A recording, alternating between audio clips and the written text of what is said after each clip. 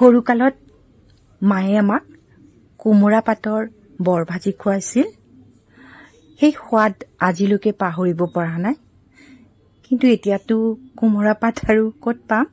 মই ৰঙালাওৰ পাতে কেইখিলামান লৈ আহিছোঁ। ছাতৰ ওপৰত গছ এজোপা হৈছিলে, এতিয়া কাটি পেলোৱা হ'ল আৰু তাৰে কেইখিলামান ভাল চাই কোমলীয়া চাই পাত মই লৈ আহিছোঁ বৰ ভাজি খাম বুলি। আৰু ৰাতিতেই অলপ বুটৰ দাইল তিয়াই থৈছিলোঁ, সেইখিনি এতিয়া মিক্সিত পেষ্ট কৰি ল'লোঁ। আৰু এই পেষ্টত মই জিৰা গুড়ি, হালধি গুড়ি, ধনিয়াৰ গুড়ি এচামুচকৈ দি দিছোঁ আৰু প্ৰয়োজন অনুসৰি নিমখ দিছোঁ আৰু কালজিৰা অলপ দিছোঁ, কেঁচা জলকীয়াও কুটি দিছোঁ, আদা নহৰু আৰু পিঁয়াজৰ পেষ্ট বনায়ো তাতে সানি লৈছোঁ।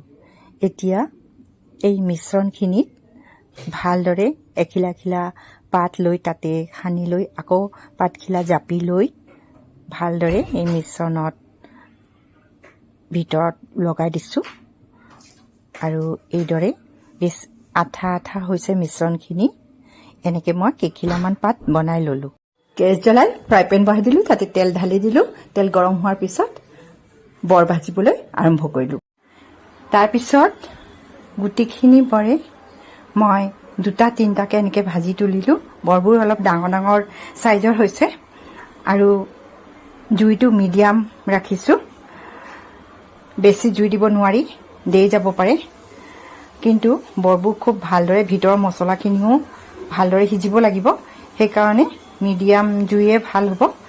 আৰু বৰবোৰ ইলুটি সিলুটিকৈ খুব ভালদৰে মই ভাজি তুলিলোঁ।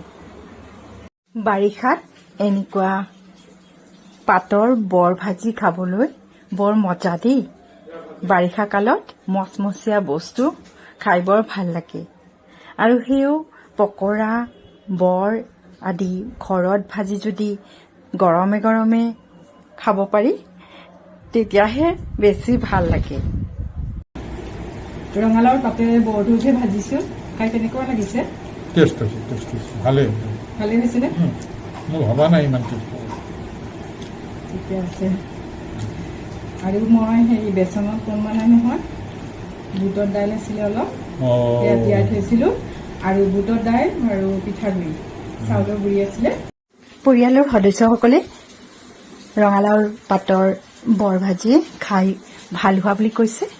এতিয়া ময়ো এটা বৰ ভাজি লৈছোঁ মোৰ কাৰণে। আৰু ভিডিঅ'টো চাই কেনে লাগিল লাইক আৰু কমেণ্ট কৰি জনাব। আৰু নতুন নতুন ভিডিঅ' লৈ পুনৰ লগ পোৱাৰ আশাৰে ধন্যবাদ।